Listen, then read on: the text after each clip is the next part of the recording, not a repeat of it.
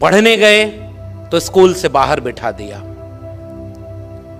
उनके शिक्षक ने उनसे जाति पूछ करके भेदभाव किया।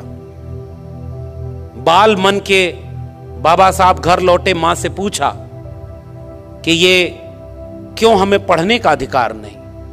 मां ने कहा क्योंकि हम उनके नीची जाति में आते हैं। बच्चे ने पूछा कि ये कहां लिखा, कैसे पता कि हम किस जाति में आते हैं।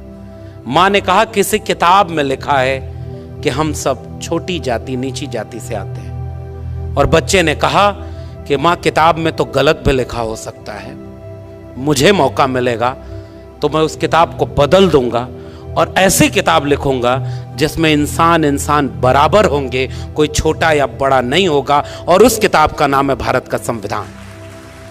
इसलिए हम अपने पुरखे को याद करते हैं, इसलिए हम उन्हें याद करते हैं कि जिसे पढ़ने से बाहर बिठाया उसने 32 डिग्रियां हासिल कर ली, विदेश में पढ़ाई की, 4-4 PhD की डिग्री। अभी हमारे संबोधन में, हमारे परिचय में आदरणीय जो बोल रहे थे कि मेरे नाम के आगे डॉक्टर पहले लगा हुआ है, तो जब मेरे नाम के पहले डॉक्टर लगा सर, तो गांव में गया तो लोग अपना सर दर्द का इलाज की दवा पूछने लगे थे। तो हमने कहा देखो भाई, इस शारीरिक बीमारी के इलाज की दवा का डॉक्टर तो दूसरा है, हम तो समाज की बीमारी की इलाज की दवा करने के लिए काम कर रहे हैं। इसलिए हम डॉक्टर इन फिलॉसफी है, हम समाज के बीमारी को ठीक करने की कोशिश करते हैं। इसलिए हमारा प्रोफेशन भी शिक्षक का है। इसलिए मैं कोट करना चाहता हूं, हमारे पुरखे को पढ़ने का मौका नहीं दिया, फिर भी उसने कलम नहीं छोड़ी।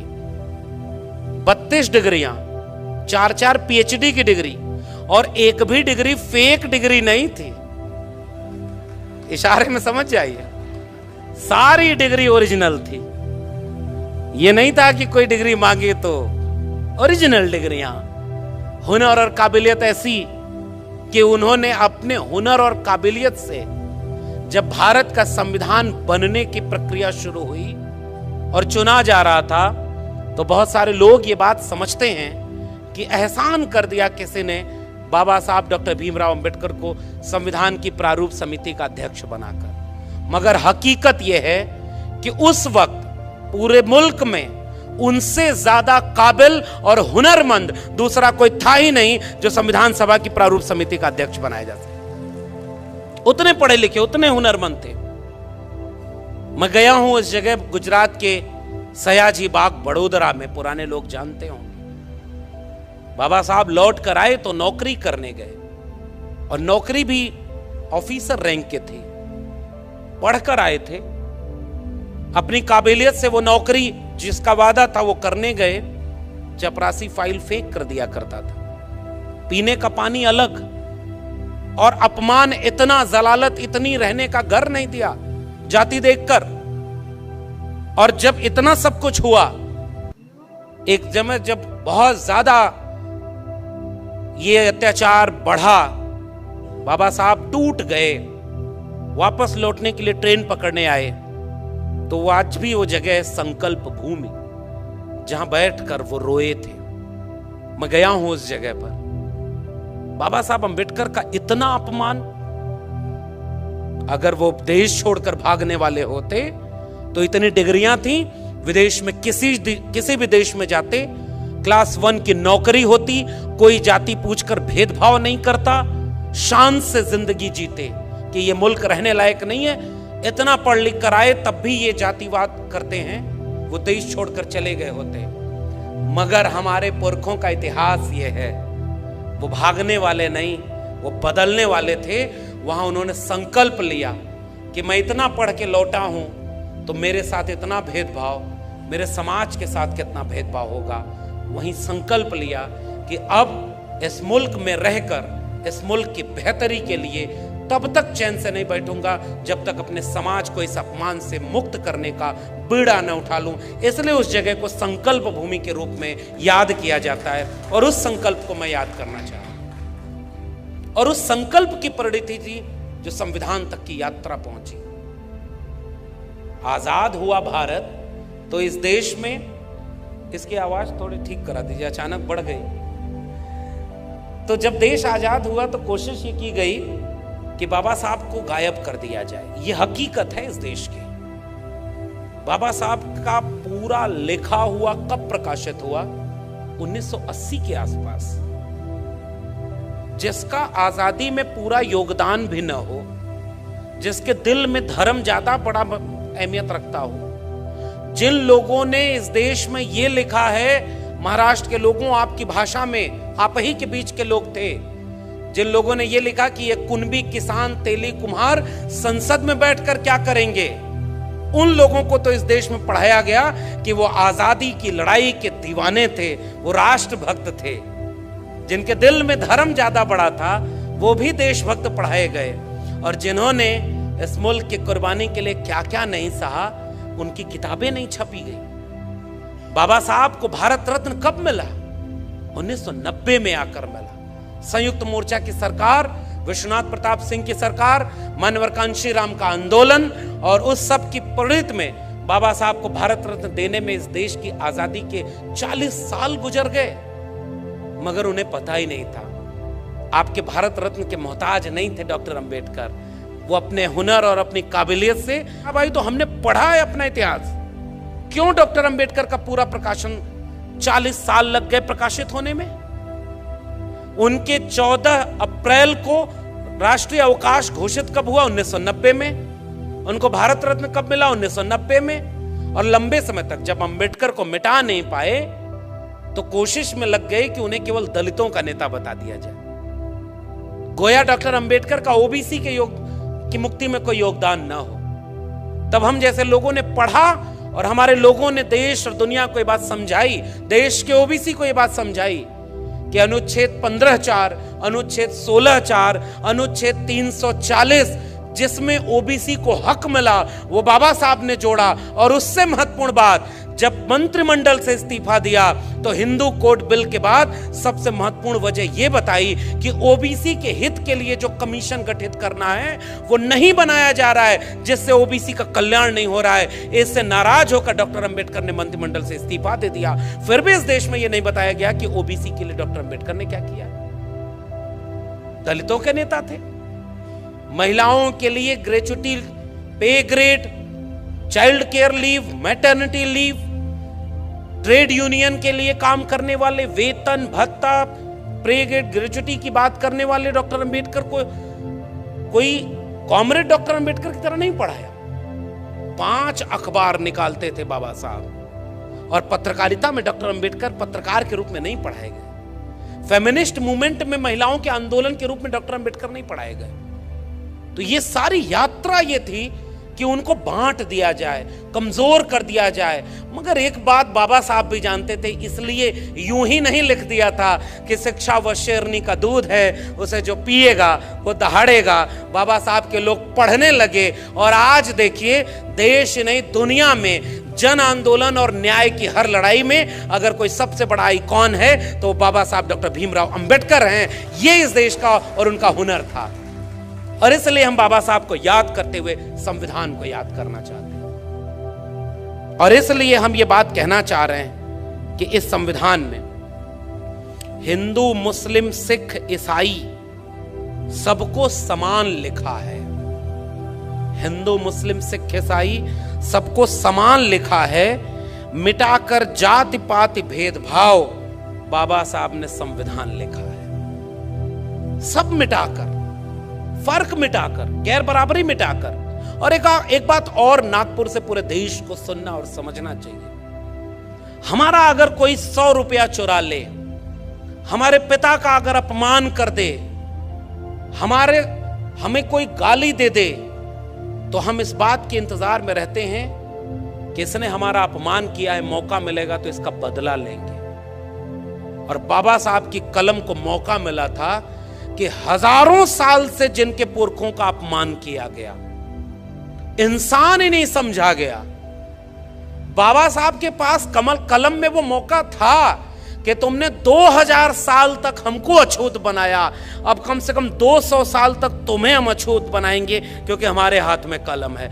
मगर बाबा साहब डॉक्टर अंबेडकर, उन्होंने अपने पुरखों के होने वाले अपमान का बदला नहीं लिया, फर्क देखिए उनमें और हम में। उनके पुरखे को मौका मिला तो उन्होंने मनुस्मृति लिखी, और हमारे पुरखे को मौका मिला तो उसने भारत का संविधान लिखा, जिसमें सब बराबर हैं, कोई किसी का बदला नहीं ले रहा। और यह बहुत महत्वपूर्ण बात है, इस देश को बतानी चाहिए कि बदला लेने की एक लाइन भी भारत के संविधान में नहीं लिखी है। और ये जो प्रस्तावना है, इस प्रस्तावना में भी केंद्र में है तो न्याय का मूल्य है, समता का मूल्य है। और बाबा साहब इसलिए बाबा साहब बन पाए क्योंकि उन्होंने अपने जीवन में 3 गुरु बनाए थे। पहले गुरु तथागत बुद्ध, दूसरे गुरु महात्मा कबीर, और तीसरे गुरु महात्मा ज्योतिराव गोविंदराव फूले। और मैं आज कभी खड़ा होता हूं आज के वक्त में, तो मुझे लगता है कई बार सबको याद करने की बजाय अगर हम अंबेडकर को अपना गुरु बना लें तो हम अपने आप उस पूरी विरासत से जुड़ जाएंगे जिससे डॉक्टर अंबेडकर जुड़े हुए थे। इसलिए हमारा भी कोई राजनीतिक सामाजिक गुरु है तो बाबा साहब डॉक्टर भीमराव अंबेडकर जैसे हैं। तथागत बुद्ध को से मिले नहीं थे डॉक्टर अंबेडकर। महात्मा कबीर 2000 साल पहले तथागत बुद्ध, लगभग 700-800 साल पहले कबीर हुए। मोह को कहां ढूंढे रे बंदे, मैं तो तेरे पास में। ना मैं मंदिर, ना मैं मस्जिद, ना काबे कैलाश में, ना मैं जप में, ना मैं तप में, ना मैं व्रत उपवास में। खोजी हुए तो तुरते मिले हो पल भर की तलाश में। कहें कबीर सुनो भाई साधो, मैं तो हूं विश्वास में। उस पुरखे को मिले नहीं थे बाबा साहब, लेकिन उन्हें अपना गुरु बनाया था। और इवन महात्मा फूले से भी नहीं मिल पाए बाबा साहब डॉक्टर अंबेडकर। 1891 और उसके पहले तारीख आ गई 1888। लेकिन मुझे याद है कि इन तीनों गुरुओं से बिना मिले उन्हें अपना राजनीतिक और सामाजिक गुरु मानते थे बाबा साहब। हम अपना सामाजिक और राजनीतिक गुरु बाबा साहब को मानते हैं। इसलिए इस बात को हम कहना चाहते हैं। और आप यहां से देखिए कि संविधान निर्माण की प्रस्तावना में एक बेहद दिलचस्प काम हुआ। उस दिलचस्प काम को मैं यहां से याद करना चाहता हूं क्योंकि बहुत सम्मानित मंच है, बहुत वैचारिक मंच है।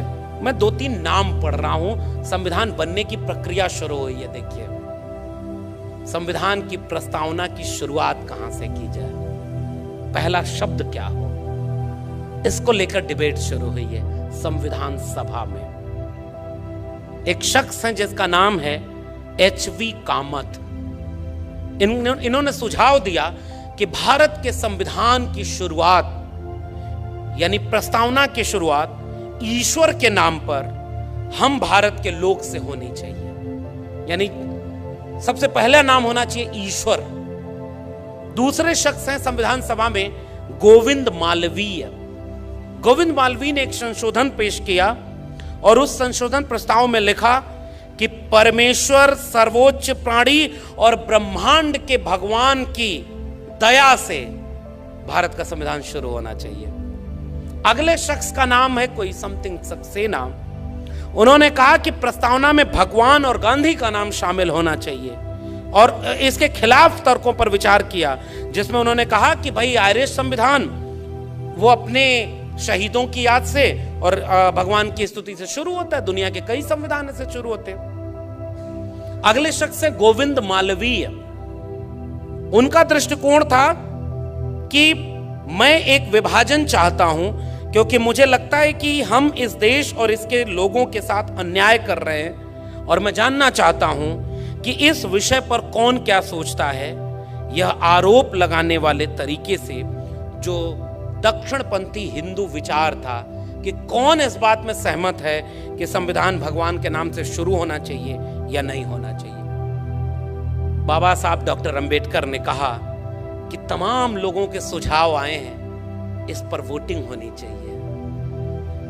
कुछ लोगों ने कहा कि नहीं, भगवान के नाम पर वोटिंग कैसे होगी, तो हाथ उठवाए गए। और यहां से इस देश के नागरिकों को एक बात समझनी होगी, उस हाथ उठवाने में कि भारत का संविधान किसी भगवान के नाम से शुरू हो, 41 यानी 41 लोग इसके समर्थन में थे, 68 लोग इसके खिलाफ वोट देते हैं। और उसके बाद बाबा साहब की चतुराई से यह देश का संविधान किसी भी और नाम के संबोधन से नहीं शुरू हुआ। इसका पहला लफ्ज है हम भारत के लोग, यानी we the people of India, और इससे इस देश का संविधान शुरू होता है। और यह कोई सामान्य बात नहीं है। बाबा साहब अंबेडकर ने बहुत सोच विचार कर और उनके राय से कन्विंस लोगों ने हम भारत के लोग को सबसे बड़ा माना। और इसलिए मेरी नजर में ये जो हम भारत के लोग हैं, यही भारत है, यही देश है।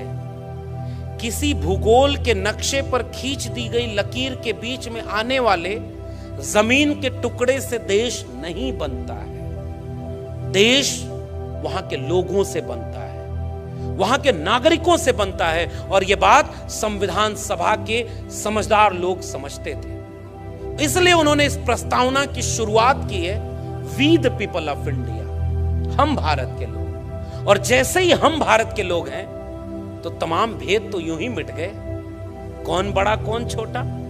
क्योंकि यह देश तो ऐसा देश रहा है, कुछ लोगों ने इस बात का भी ध्यान नहीं रखा कि भाई तुम लिख कर जा रहे हो अपने धर्म ग्रंथ में, तो एक दिन ऐसा आएगा लोग पढ़ेंगे और कहीं हंसने न लगे कि दुनिया में इंसान एक तरफ पैदा हुआ और तुमने अपने को श्रेष्ठ दिखाने के लिए कहा कि हम मुख से पैदा हुए हैं।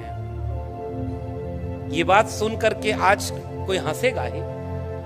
इस देश के प्रधानमंत्री जब विदेश में जाते हैं तो दोनों बाहें फैला कर कहते हैं कि मैं युद्ध के देश से नहीं, बुद्ध के देश से आया हूं। और जब भारत लौटते हैं तो बुद्ध के खिलाफ युद्ध छेड़े हुए हैं। इस बात को नागपुर से ज्यादा कौन बेहतर समझ सकता है। समझदार को इशारा काफी।